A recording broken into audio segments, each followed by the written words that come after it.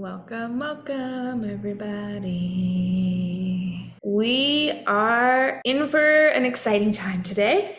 I try to speak as nicely as I can about this module because it's not the one that gets people the most excited. I'm not gonna lie, but it is honestly possibly the most valuable one and the most life-changing one if you're willing to go on this journey with me. It's always that thing that it needs to be done, but we don't really want to do it, but it would bring the biggest reward. That's this module, but it's not sexy like vision boards and journaling and all that kind of thing. But it's well worth it. So I'm glad that you're here. We're gonna get started. So welcome here to Module 2, Clearing Your Mental Pond. This is a very transformative module if you do the work. And I'm not talking about physical labor, it's inner work. And what really led me down this path was I was at a paradigm shift. It was one of Bob Proctor's events. And I was sitting at a table with a gentleman, and he had been doing all the right things. He'd been going to all the seminars. He had even a coach. He was doing his affirmations in his journaling. Specifically, there was a practice that Bob would have us do, and he would tell you to write down your affirmations with your non-dominant hand. So if you're right-handed, write it with your left hand.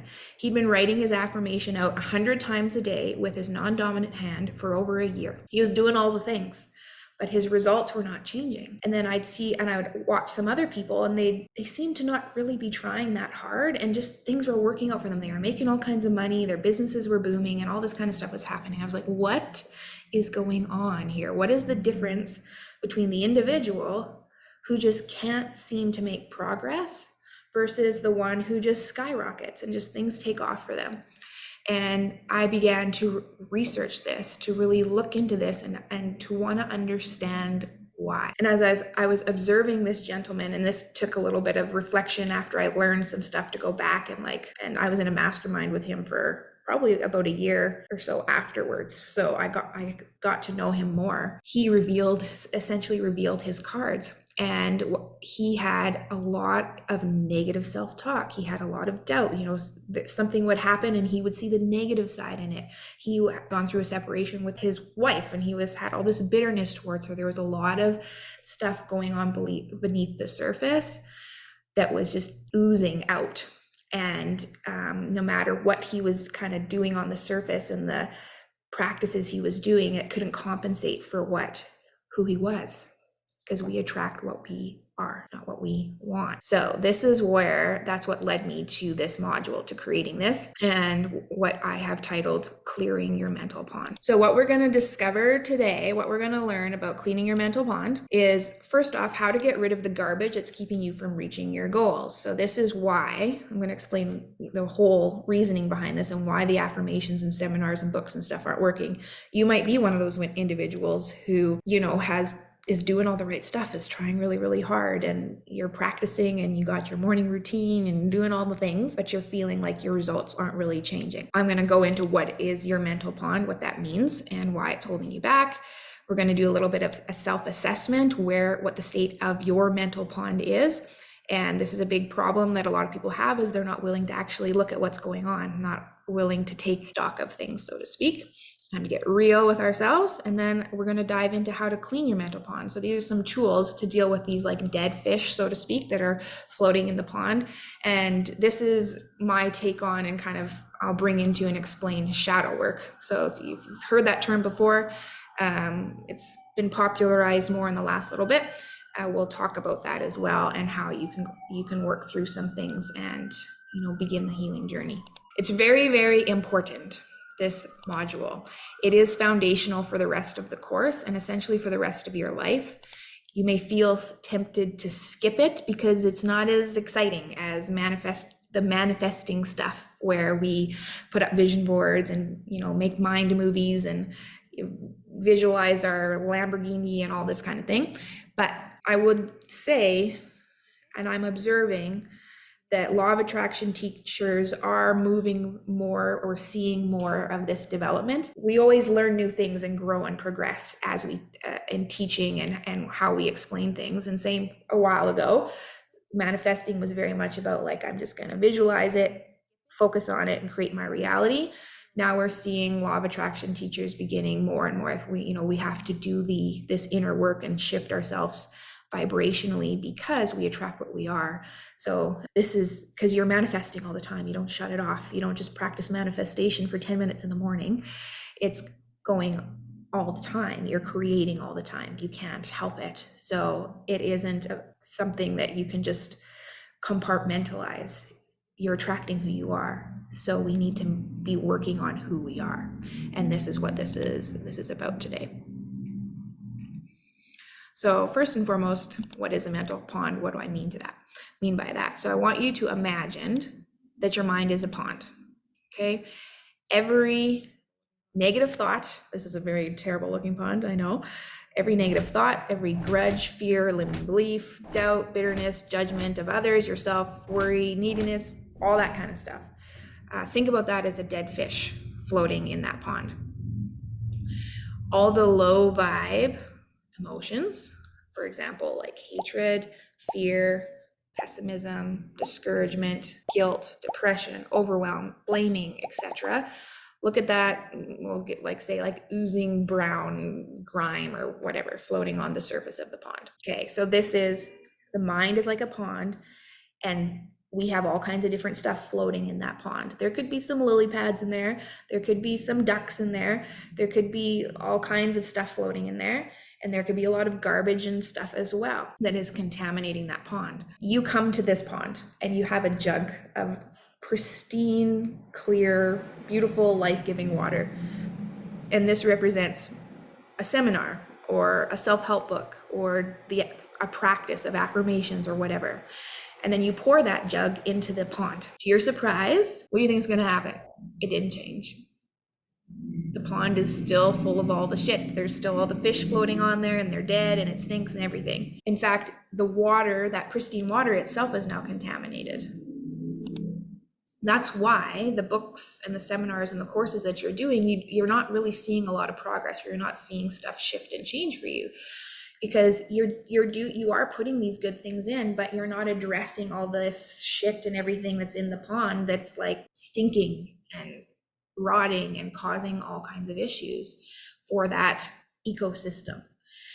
And so it doesn't really work to ignore all that stuff and then expect the seminar just to like explode things for you and just make everything perfect and wonderful. What we need to do is we need to begin to start cleaning some of that stuff up.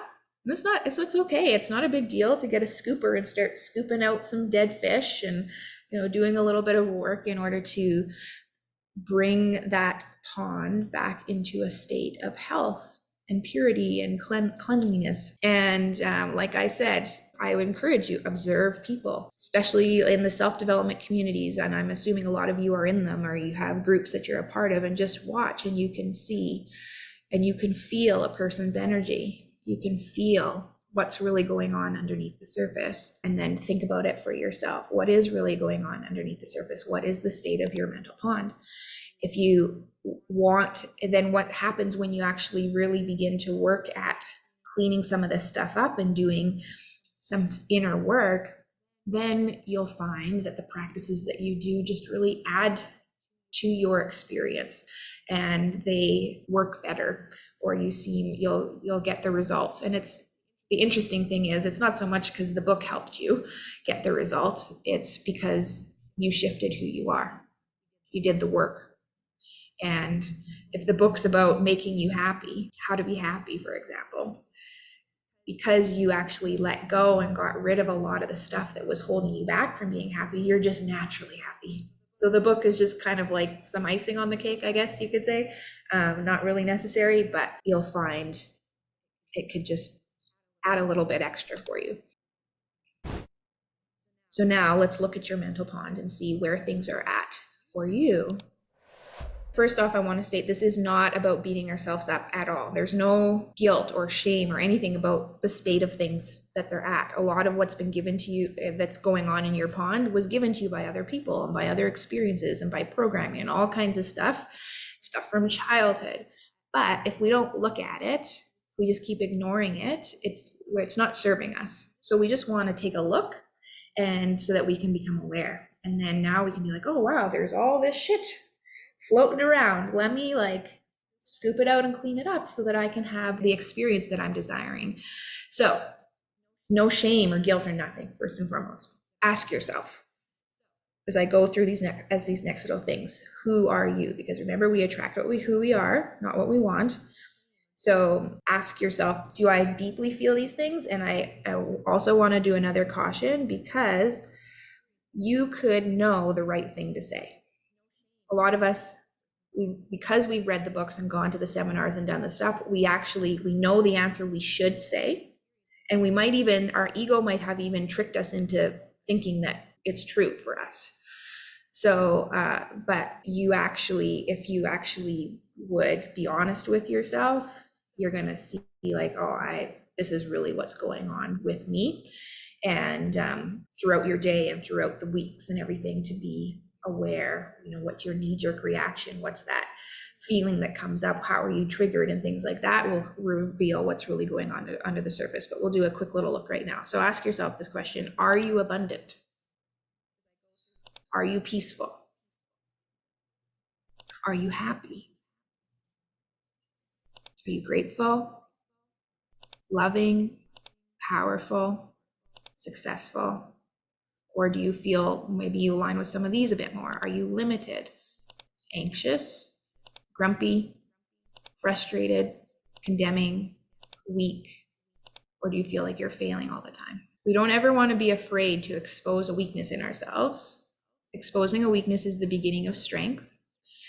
All news is good news when we are learning about ourselves, but until you accept and love yourself, because you are spiritually whole, complete, and perfect, then you will struggle to get rich, for example, to be successful. Your results in life will be dependent, are indirect proportion to your ability to accept the truth about yourself. Imagine you standing by that pond and just it being a complete full of all this stuff, like all the dead fish and all the grime, and just being like, everything's fine. No, I'm not looking at that, and just ignoring it. It's harming you to not observe it and see it for what it is. There's nothing wrong with it. It is what it is. It's not good or bad. It's just the state of it. So do that reflection with yourself and just be like, okay, what is really the state my being is? My mind, what's really going on in my mind? These are other things that can be looked at as like dead fish in your pond. Again, we want to face them so we can heal them. Resentment, including jealousy, bitterness, or hate. Judgment. This can be one that can be elusive for some people. You don't necessarily realize you're doing it, or you think it's something that is to be done. We should be judging. But I'll tell you right now, judgment it comes from a belief of separation from others and not understanding our oneness with all that is. So it's that condemning of other people. They're wrong, I'm right. It can be judgment on the self as well, not just others. But that's a big one. Worry. I used to worry so much. I don't worry at all anymore. Well, very, very little. And so I know what it feels like. And you're like, how could I ever be free of worry? I remember thinking that. And I give you guys ways to end worry. It's possible. It's actually possible to live worry-free. Guilt. And this can be from the past. This can be, I know as parents, sometimes we deal with this a lot too, how we're handling and raising our children. And regret and shame. Shame is a huge one that basically with all of my clients that I've ever worked with, shame always comes up as a big thing that is really holding each person back in some sort of way. And it is the lowest vibrational emotion on the map of consciousness as well. And it is something that most people, if not all, deal with some kind of aspect of it in their life. Expectation of others. And what I mean by this is a thing where we live in a victim state where we need other people or outside circumstances to change in order for us to feel happy or to be satisfied or to feel like things are okay. This is a losing battle, and it is just, I desire for everyone to be able to let go of this. When that is there, you aren't in the power position because you're depending on something else in order for your state of being to be what you want it to be. Blame, again, denial of own responsibility, blaming others for problems and all this kind of stuff. Non-acceptance, so denial of what is. This is another dead fish. And I'll keep going. We've got anger, we've got defensiveness, frustration, insecurity, longing, overwhelm, stubbornness, and low self-worth. And I'm sure we could think of even more.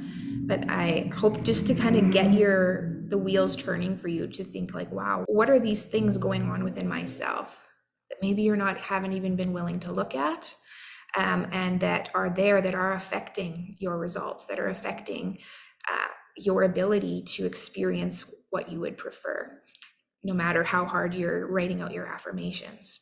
So we don't need to stay in this all day long, all the time. Sometimes people can get lost in the healing journey and never actually come out of it and use it for their advancement.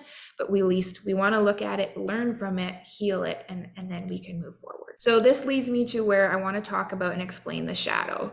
So essentially what this stuff is that we are, the dead fish in our pond is that part, a lot of times the part of ourselves that we don't really want to look at and we'd like to suppress and just cover up with, all kinds of things. Even the manifesting community has been guilty of this, is like just positive thinking and just think positive and everything will be okay. And but there's many ways that the shadow is dealt with. Let's understand it a little bit more. For some people, maybe this is new information, so I want to make sure I'm not leaving anybody behind. This is the parts of ourselves that we suppress, hide, judge, and even hate, and what is today often called the shadow. Like I said, this term came from Carl Jung, where he found that there's a part of the human psyche that stores our painful memories and traumas outside of our conscious awareness. Okay. So anytime that you've had an experience, try to kind of even bring one up in your mind from your past where you reacted in a way that was seen as negative, either by you or someone else. Okay, so maybe your brother stole your toy and you cried, and then your parents were like, stop crying, get over it. And then crying was like a bad thing. And now this expression of emotion, of crying or of sadness or being hurt, is labeled as bad. And now what we do is now your subconscious will look at this as something it doesn't want to see any longer. And it suppresses it or relegates it to the part of the mind that gets swept under the rug, so to speak. The shadow, that's part of the psyche. It's like, that's bad, we don't do that, yuck, we don't go there. The trouble here is that this stuff under the rug causes you to trip up, and it can really wreak a lot of havoc in you creating a reality, because what happens here is we get distorted perceptions. Oftentimes when we don't want the way we don't want it to show up, your brain will bring a card from like, okay, this is how we dealt with it in the past, because your brain needs a system to function with, and it'll bring it up, and then in the present moment, and we get a similar experience will happen, and then that emotion will just go, and then again, we don't like it, and it's there, and it's just this resistance and this inner battle that we're dealing with all the time. Whatever we don't accept about ourselves or is seen as unlovable gets relegated to the shadow. Anything in you that is labeled as bad, you are going to be the one that experiences the badness of it. When people continue to hate an aspect of themselves, they continue to give it energy. Remember, what you focus on, what you give attention to, whether it's negative attention or positive attention, you're feeding that thing. You're keeping it in your reality. Think back to the experiment from module 1. Giving it attention continues to feed it. It continues to perpetuate the suffering that you're experiencing until you can transmute it, transcend it, whatever word you want to use, that aspect of yourself that has been previously rejected. And we only do this, how? Through love and acceptance. It is going to continue to trip you up. So swept it under the rug, that those rugs and the bumps under the rug, eventually they're going to have to be dealt with, or else you're going to cause all kinds of problems. You're going to keep tripping and falling, and it's just, no matter how much you ignore it, it's not going away. In some cases, if these aspects of one's consciousness aren't integrated into the self, they can take on a life of their own. These can be referred to as our demons. And this can even be seen in the extreme in psych wards where there's actually a split personality, where the pain body, as Eckhart Tolle calls it, or the shadow, has been so ostracized, so hated, it's so shameful that the personality splits, and now they're two fighting against each other. And the thing is, you can't get away from yourself. That aspect is you, that shadow part, it is you. It's not a separate part of you. And you could have experienced this in a less extreme way, where something could have happened in your life and you lost control emotionally and said and did things that maybe didn't even necessarily feel like you. And then you reflect back and I'm like, well, I can't believe I said that, or I can't believe I did that. Or you look at your behavior, that's not me. That's what I'm saying. This can actually, this aspect of you can take on a life of its own. And so this is something that is very important to be addressed, because when those demons get poked, yikes. And you can witness it in a friend or a partner where for the most part they're, everything's fine and dandy, and all of a sudden, boom, where the heck did that come from? This is an aspect of the self that's in the shadow that needs love and acceptance. And then we'll see it calm and settle right down. All right, so last module, we did talk about vibration and energy. So I do want to tie this in so that it all makes sense. There is energy, emotions. So emotions, remember, everything's energy. Anything, if you ask me anything out there, I'm going to say, yes, it's energy. It's made of energy. It's just different parts of the spectrum of energy. So our emotions, our feelings, they are energy. That part of your psyche that the shadow gets relegated to, the emotions that are there, they're vibrating their energy. And all these emotions and stuff that are going on with us, they're vibrating on these different frequencies. So remember those tuning forks. Go back to that video. When he had the tuning forks that were of the same frequency, when he hit the one tuning fork, the other one was activated. They were in resonance, the law of resonance.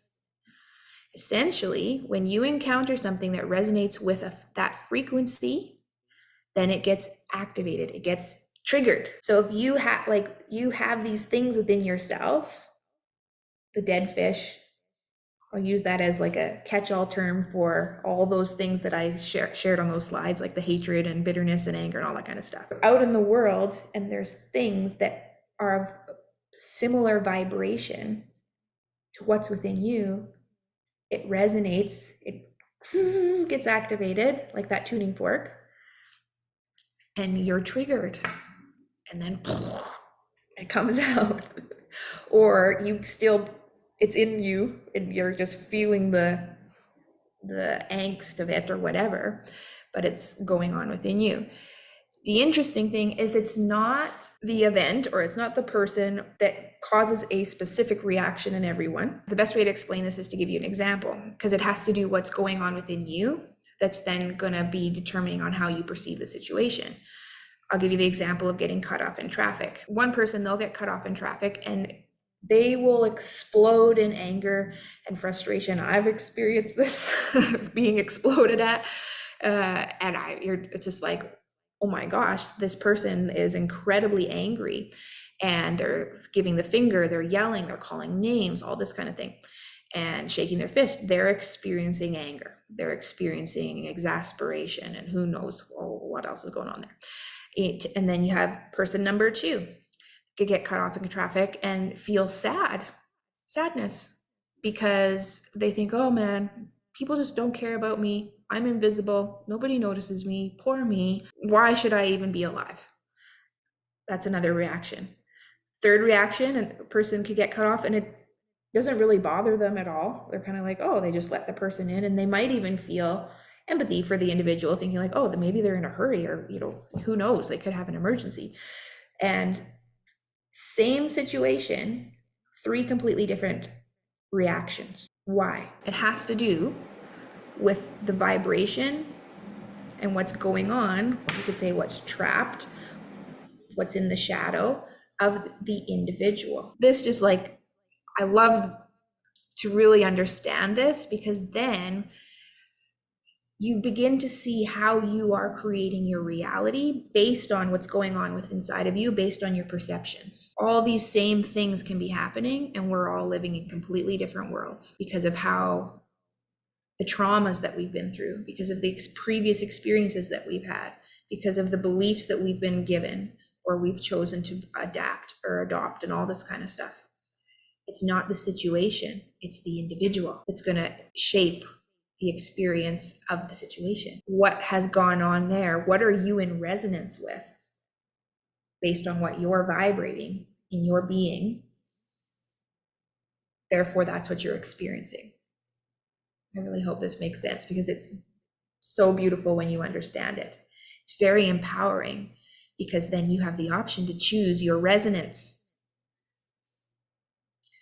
But usually it's a bit of a process of shifting what you resonate with by doing healing work. The negative emotions that you're feeling when you react, like when you have that negative reaction, when you feel sad by getting cut off or angry or whatever, these emotions are your friends once you begin to realize that this is the process, this is what's happening and what's going on. Because these emotions of you feeling anger, for example, they're showing your parts of yourself that need acceptance and love. There's nothing wrong with you and nothing needs fixing. We don't look at the shadow as something that we need to get rid of, but we actually look at it as something to come at with love and acceptance. I like to use the imagery, and I've heard other people talk about healing your inner child, and I think about the ego as a child, and so to speak. And if you think about that shadow self as a little child version of you, thinking about that maybe 6 or 7 year old that was, if you go back to your childhood, and who was wanting to think back to myself as a little girl, and I was really wanting my dad's approval. He's a very hardworking man, very busy all the time, and very closed off emotionally, except for a bad temper. He expressed anger very well, but that was about it. And I did everything to get my dad's approval. I worked out in the shop with him and handing him tools and, following him around, sat in the tractor, did all the things, just to hear those words, I'm proud of you and I love you. And I didn't really get to hear that. And I think about that little version of myself when I think about the shadow side of me. And when I have those emotions come up now, whether it's feeling lack of love or feeling not good enough or feeling like I need to earn love or whatever, I picture those emotions and that feeling as my little 6 or 7 year old self. And I talk to that part of me as I wish I had been parented at that time.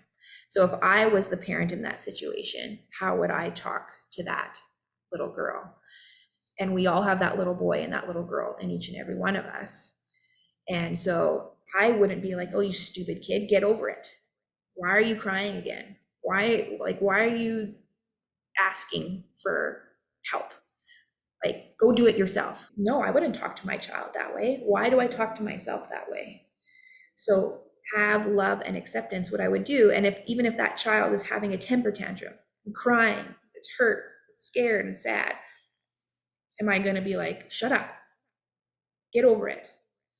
No, that child is just needing love. You're going to just come and you're going to hug that little kid. And you're going to say, it's okay. And you're going to love and accept them, even when they're throwing a temper tantrum. That love is not conditional. It's not conditional. Love is unconditional. So this shadow side of you, it's the same way we heal the shadow. And we're not doing it just to like, hurry up and I want to heal you so I can get rid of you. No, by that love and acceptance, then the shadow is able to be integrated and we see that healing process occur. So this is leading me then into how to navigate the healing process and begin to do shadow work, so to speak, and begin clearing out some of those dead fish out of the pond. It's best done. So some people have asked me, well, when should I do shadow work? Whatever. You can do daily practice of shadow work, and I will be going over things that, you can work at in your own time. You could do it daily or in the mornings or whatever, and schedule it in. And they're also going to give you tools to help you deal with it in the moment. But ideally, the best time to actually deal with the shadow is when you're triggered, in the moment. But if you're not really equipped for that and you don't really know how to do it, then you just get lost in the emotion, and it just keeps perpetuating. This is why we keep experiencing the same things over and over again. You might be attracting the same kind of partner, or the people treating you the same way, or whatever. It's because this is the only way for us to learn that this is going on within ourselves, and we need to heal it. So if you just keep getting mad every time somebody does something you don't like, you're just going to keep experiencing people doing things you don't like. So you must learn from the situation in order to shift. So then now you don't need to keep experiencing that same thing anymore. You've learned your lesson. So your triggers begin to become gifts, and you'll see why. There's two aspects to healing, and I love to bring this in because it helps us kind of get a bigger picture. There's the feminine and the masculine way to go about this. And I've kind of divided this into a chart just to kind of give a summary. And the feminine energy, we've got here, this is the positive polarity, and the masculine is the negative polarity. This doesn't mean good and bad. Think about a battery. There's a positive and negative side to it, right? And there's just positive and negative polarities. And that's just how balance works, the yin and the yang. So it's not masculine's bad. And then that's another thing, we need to like lose the connotation around positive and negative being good and bad. Negative isn't a bad thing. It's just a charge. So we have this one aspect, and the feminine side of healing. So it's going to be done mostly through love. And the feminine side is also the energy of service to others and giving. The masculine side of energy, this is light. And then it is service to self. And light is also like that correlates with wisdom and understanding. So it's the masculine is about service to self in the sense of possessing. So because the masculine seeks to possess and understand. Neither one of these is better or worse than the other, and we all have masculine, feminine within us. But if we can utilize both dynamics of healing, what you'll find is a very effective way to move forward. The feminine approach to, for example, healing the shadow would be through the feeling and transmuting of emotions through love. So this involves going to the root of the negative emotion, feeling it completely, and allowing it to express itself. Instead of meeting it with resistance, meet it with love and acceptance. There's some of you that this is totally not your wheelhouse at all. You are completely emotionally shut down, and you're like, nope, I'm not feeling anything. This is a lot of times more common for men than it is for women, and that's okay. And there's multiple ways to do things, but what I will say is the feminine approach is, it is more painful. Yes, it's true. It is more painful and intense than the masculine approach, but is much more powerful and immediate. The cool thing with the power of the feminine is that when we go to the root of the trauma, for example, and it's healed, so we bring the love and acceptance to it, everything downstream of it is healed as well. So it can kind of be like that fire that comes through and cleanses everything. It's not a very comfortable process, but it gets things done. So that would be more of the feminine way. So we feel it. We feel it. You can punch the pillow. You can yell into the pillow. You can cry. You can getting in your car and yelling is a really great one. But you actually you allow the emotion. You feel it and you allow and you express it. Is the feminine approach. The masculine is an organizing force that brings structure and form to energy. So the masculine does healing through wisdom, through gaining understanding. And it dissolves illusions through shifting of perception and acquiring of knowledge and information. Knowing for example, like knowing the mechanics of the mind allows one to see the unreality of a thought, identification and attachment. This naturally brings healing and balance to the self. So this is why I like to teach information, and then most of my one-on-one work is energy work where we actually get into finding where did this trauma happen. And a lot of people will find, especially the initial sessions with me, very emotional. There's a lot of crying and releasing of pain and trauma. And that's maybe more the feminine approach, where we're going in and seeing where that pain occurred and how, and now let's release it. And that's very, very powerful. But I work on myself more from the masculine side of like awareness. I study a lot and I read a lot, and I try to understand myself more and more in terms of myself as in everyone. How do we work? How does the universe work? And I can think myself out of feeling a certain way. It's been something that I had to open myself up more to allow myself to feel. So we all have, different aspects of this that we can do. But there can be some traumas that are so deep. Sometimes the masculine approach of just thinking it yourself out of it isn't going to work, or it just takes too long. The masculine approach is less painful, but it takes longer to do it. It takes a lot of times. This would be people too, where you see that are on long spiritual journeys of like practices of breath work and yoga, but also really studying and reading and different spiritual texts and things like this, and doing mantras and all these sorts of things, and acquiring knowledge and understanding how their body works and all these kinds of things. This would be more of a masculine approach. You could look at Buddha as the archetype for the masculine and Jesus as the archetype for the feminine, where it is, Buddha was all about self-knowledge, self-knowing, and Jesus was very much about love and service to others. And so both valuable and wonderful. When we actually get the balance of those, it's magical as well. So again, just to summarize, feminine healing occurs by feeling it out of existence, and the masculine approach seeks to starve it out of existence. The masculine is less intense and painful, and it requires a permanent shift in perception or attitude, which solely drains those traumas, shadows, or whatever out of existence.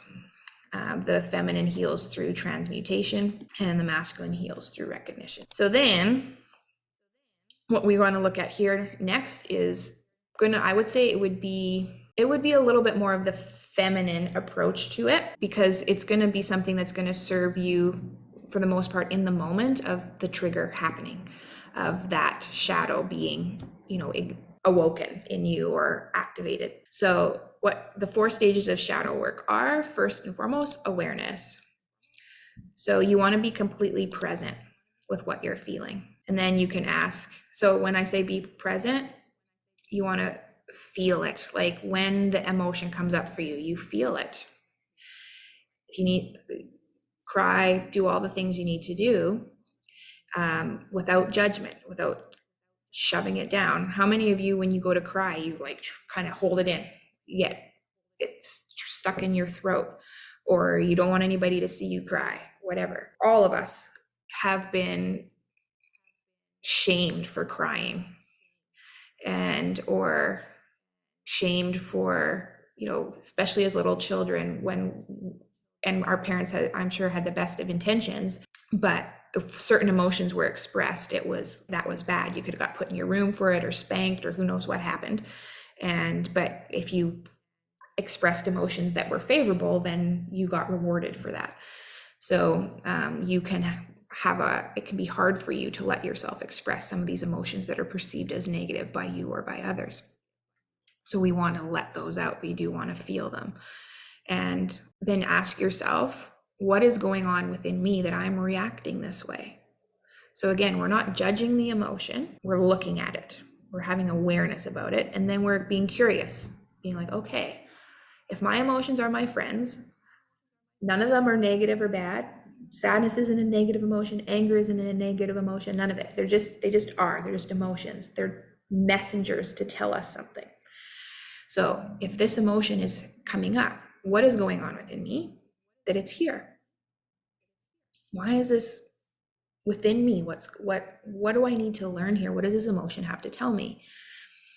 And then you start asking questions of yourself, and I'll give you some ideas and some of what, just to get the ball rolling. This could be anything from experiencing lack of love as a child, any of the beliefs that were ingrained, especially in those first 7 years of life. This could come from culture, religion, education, family programming, any of those kinds of things.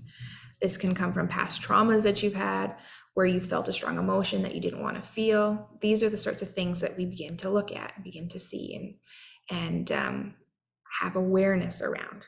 So, okay, we're bringing awareness to it. And I would encourage you just to try to implement this and give examples to yourself where you have, I'll give you a personal one. So I've done a lot of work on myself, and I have been able to release a lot of stuff. And it actually takes a lot to trigger me nowadays. Wasn't the case before, that's for sure. I was a walking trigger, whatever you would call myself. But there's the people that are closest to you, or that you maybe have spent a lot of time with, like your family or a partner or an ex-partner, they were less able to hide ourselves, and they know more about us, and it's for some reason that it's easier to be triggered by these people. And so for me, like I said, I come from a very hardworking family, and what was valued, what I saw that was the most important thing for you to be a valuable person, was to be hardworking. And not hardworking in the sense of like providing a lot of value for the world. It was like hardworking as in you were doing physical labor and you were busy. And if I did hear my parents praise, or especially my dad praise anybody, it was that, oh, they're such a hard worker. And that was a good thing. And I'm not a hard worker.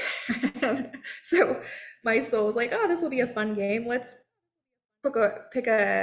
give you the trait that you like to just rest and relax and enjoy life, and put you in a family that likes to slave away for 20 hours a day.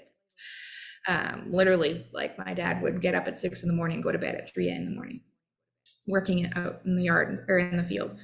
And so I struggled in that environment. And also I felt I wasn't a good person because that hard work just didn't align with me. And I even remember a report card. I was just saying this to somebody earlier today that said Megan would do a lot better it was along the lines of, Megan would do a lot better if she wasn't always looking for shortcuts out of, doing her work.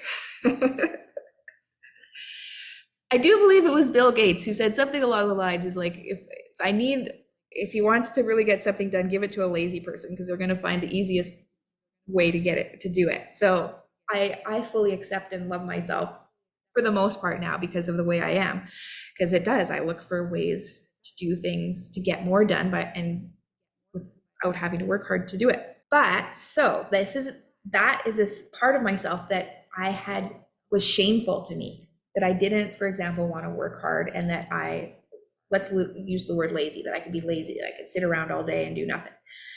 And this was shameful. It was relegated to the shadow. Yuck. Ooh, whatever. And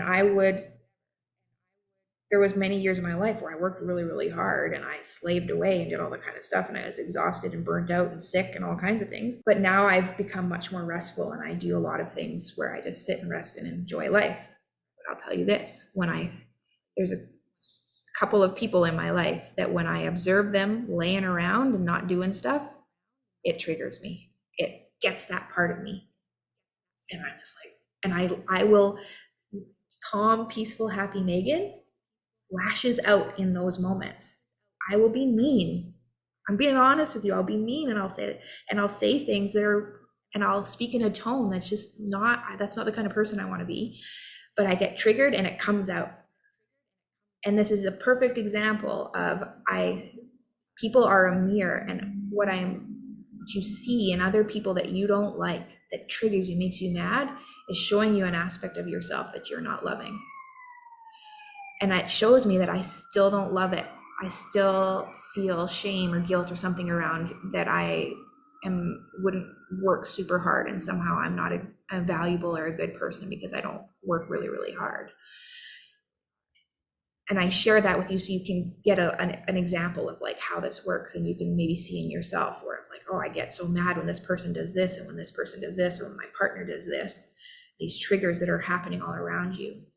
So what should I do in that moment? Instead of just yelling at that person and being mad and annoyed, and you need to get up and do something, you need to go get this done, and you need to go work harder, you need to start your business, or you need to work on it, or whatever, the beneficial thing for me to do in that moment would be to stop and become aware that I'm having this emotion of anger and frustration. Okay, this emotion is here, irritation is here, and then ask myself, what's going on within me? Okay, this is the aspect of myself that I feel shame about. Okay, so now I have awareness around it. So then the next step would be accept what is. It is what it is. That person is laying on the couch and they're not doing the things that you think that they should do. They have all this potential to be so great and they're not doing it. It is what it is. Accept the situation. Accept the person in front of you. Accept yourself. I've had people do this before where they write accept what is on your hand. Because when you accept, and then as a reminder, every morning, write it on your hand so that when you're faced with a situation, it is what it is. Your boss is an idiot. You're stuck in traffic, whatever. Instead of just letting the emotion just rumble, rumble, rumble. Okay, this is the situation. Let it go. Just even doing that is going to release so much pressure. I've had people in my life where I was so frustrated. I was trying to get them to change. I was like trying to do everything to make them grow, to learn, to whatever.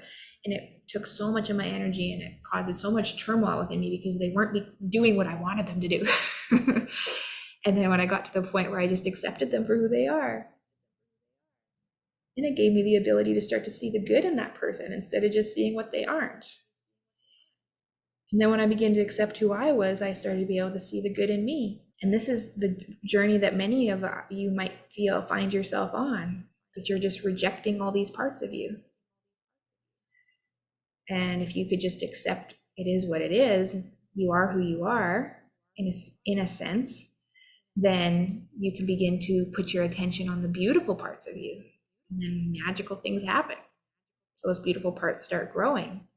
And you start to see what you perceived as negative. Actually, there's a positive there that you can use to your advantage, and begin to then experience this transformation. But we need to lessen and eventually stop the negative momentum of resistance and accept what is that kind of stop. It's just like, okay, it is what it is.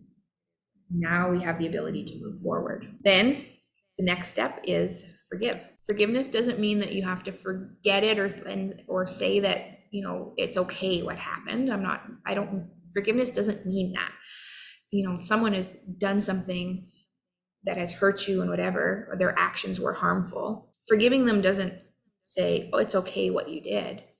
Forgiveness is letting go of the negative energy you're holding on towards that person. Because it is what it is. It's happened. It's done. Or you did something. It is what it is. It's done. The negative energy you're holding towards it is harming you. It's holding you back. So we just need to let it go. We need to release that energy. Forgiveness is reconciliation, dissolving the illusion of separation with love. Meet your pain with compassion and understanding. When you're feeling the pain, this is the interesting, when you're feeling the pain, ask it to forgive you for rejecting it for so long. That shadow side of you, that little kid of you that's been hurting, that's been throwing a temper tantrum or been angry or whatever. Ask its forgiveness that you've been shoving it down and ignoring it and shaming it for all these years. Think again about how you treat that little child version of you, and then tell it that you love it. I love you, I love me, I love all of me, and accept me as I am, just as I am. And like a scared, abandoned animal that's been like ignored and rejected and starved, it's been hiding in the shadows for so long. As you move near it, it's going to bark and hiss at you when you get close. That's to be expected at first. It feels too ugly to be seen. That those parts of you feel like you might feel super shame and all this kind of stuff, and you're just like, no, I don't want to look there. But that is the part of you that needs to know that you love it and that you welcome it home. And in this process, then you will experience the ultimate freedom and the healing from the pain and suffering that's been perpetuating for you all these years. And then the last step to this is gratitude for the lesson. See the negative emotion or pain as a messenger that's helped you see a part of yourself that you were not loving. Feel grateful for the lesson that you've learned so that you can move on and release that lower vibrational energy. So just take a few minutes, after you've gone through the process, those 3 previous steps, and then just take a little bit and just feel grateful. You will get to the point, and this can be something that maybe where you incorporate in your daily practice, it can be intentional, but where you will look back at situations, at people who have hurt you in the past, and you will actually feel grateful for them because of what you have learned and what you were able to unpack from that situation now with these tools and the wisdom that you're able to gain through it. You want to be thankful for these emotions, thankful for this process because of the lesson that you have learned, that was offered to you through the pain. And now you're able to complete kind of the final reconciliation with that part of yourself. And then that is how we're healing the shadow. I hope that it's sinking in how important this work is, and facing the dark sides of ourselves may not be as sexy and exciting as manifesting millions of dollars and doing all this stuff. But this is the work that will actually give you what you're seeking. The reward is so great for this work. The thing is that you don't have to become something that you're not in order to be rich or healthy or free. This is the misconception. It's like, oh, I got to make myself into something. I have to get myself onto this frequency or whatever in order to manifest the goal. You already are everything. You already are abundant. You already are free. You already are healthy. You already are loving and joyful and secure and powerful and everything like that. Your core energy, your unique core vibration that is bliss for you, it's there already. The reason you're not experiencing it in your reality is because of everything that you're holding on to that is not. It's because of everything that you're holding on to that is not you. Lies about who you are, your fears, doubts, bitterness, hatred, resentment, regret, worry, all these things. This is not you. These are all these lies and things you're holding on to that are not you at all. And things that have been given to you, I guess, from all kinds of different places. So as you let them go, you just naturally experience wealth, abundance, freedom, because that's who you really are. If you look around, look at a tree, look at how abundant a tree is, with all the seeds inside of it for thousands of trees that all will have seeds inside them for thousands of trees, and on for infinity. All of nature is like this. Think about the eggs in a woman. Then has all the children with all the eggs and all the sperms, and on for infinity. You are a part of nature. You are one with all of it. You're not separate and different. You don't operate under different laws. These negative emotions that you're experiencing are telling you have an incorrect perception of yourself. You believe you're not good enough, you're not valuable, you're not worthy, you're not lovable, you're not competent, you're not old enough, young enough, whatever. So letting those go, you just naturally are who you truly are, and you reap the rewards of all these things that you're seeking. You're seeking all of them because you want to feel something. You want to feel authentically you. Those outside things aren't going to give it to you. But interestingly enough, they do manifest when you shift and do the inner work.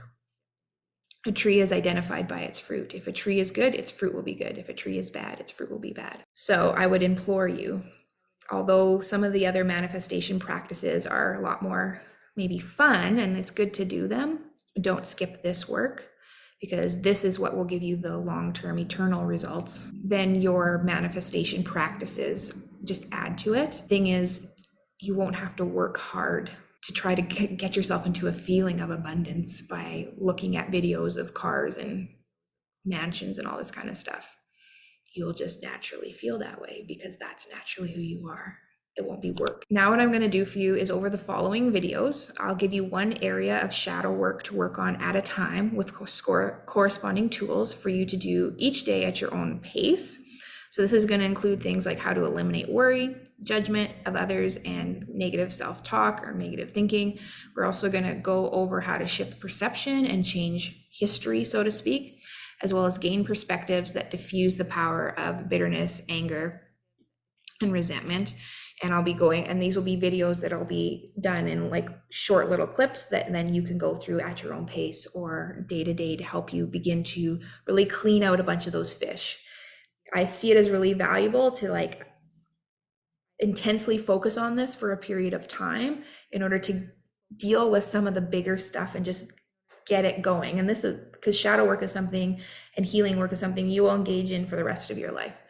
But if things are in quite a difficult state, the pond is quite contaminated. If we just put it as a priority to be like, I'm going to focus on this for the next little while to really delve in and just forgive people, let go of bitterness and resentment and just be intentional about it, it takes a huge load of it out. And then it's more of a maintenance thing, and kind of as it comes up, then we deal with it, sort of thing. So over the coming weeks, I would encourage you just to stay in with with these videos and utilize them as you need to focus in on that and do the healing work. And I look forward to joining you in the coming videos. Appreciate all you guys. Much love to each and every one of you, and we shall see you next week. Bye, guys. I hope you really enjoyed that video and were able to take away some nuggets that are helping you on your journey. I am deeply committed to my mission to raise the vibration of the world one person at a time. Of course, that starts with me and my own journey and then extends through the teaching and energy and healing work that I do on a day-to-day basis. I see really two angles to come at this journey of evolution for us to raise our vibration so that we can experience abundance and freedom and joy, those loving relationships, those healthy bodies, all those things that you're searching for. It actually is a journey that happens from within. And on the one angle, we come at this from understanding, gaining wisdom, beginning to discover ourselves and who we really are. How does the cosmos work? What is the soul's journey? This is why I teach on YouTube and give videos on my social media, in order to gain understanding and wisdom and awareness so that we can logically move ourselves forward. The other angle to come at this is through inner work, through healing, through what has been coined as shadow work. This is why I do energy work, and I use things like the emotions code, like bioresonance, do subconscious reprogramming, brain entrainment, all these beautiful and wonderful things in order to do work inwardly to shift our vibration. When I say shift our vibration, you naturally at spirit soul level vibrate at a very high level with perfect abundance and freedom and joy and all those things. But it happens though through life experiences, we tend to hold on to things like limiting beliefs, traumas, fears, doubts, anxiety, stress, all this kind of stuff that's not you. So our journey of raising our vibration is actually a journey of letting go of that which is not us. And so that is the other angle that I utilize in order to help people raise their vibration into these places that feel really, really good. What happens over YouTube though, or over these videos, is that there can be a disconnect. You can't necessarily talk to me or ask your questions. And so you sometimes feel like you're alone. So I'm really excited to announce that I have a membership where we can meet once a week and you're able to ask me questions as well as work with other people that are like-minded and on this journey together of raising our vibration, of manifesting lives that are beautiful and wonderful, that we're so happy and excited to be alive, living our passions and doing the things that bring us a lot of joy. On those calls, I will actually work with you individually as well. For people who are wanting help, I can release negative trapped emotions right there in person. For those who would like that done, I can use my bioresonance technology in order to read your frequency right then and there and actually send you frequency that will help bring more balance for you as well. And you can also, again, ask your questions, and I share even more tips and tricks than I have available currently on YouTube on how to heal the shadow on the day-to-day when you're on your own and I'm not there with you. What are these things and practices that you can do that ultimately raise your vibration? As we shift and release that which is not us, all the money and the relationships and the love and the health, it just is a byproduct of that. It's a symbol of the shift that's happening within yourself. So if this membership is something that sounds exciting to you, you want to connect with other like-minded people, you want to connect with me and grow in community together, then there is a link in the description where you're able to get more information on that and sign up. And I would love to see you there.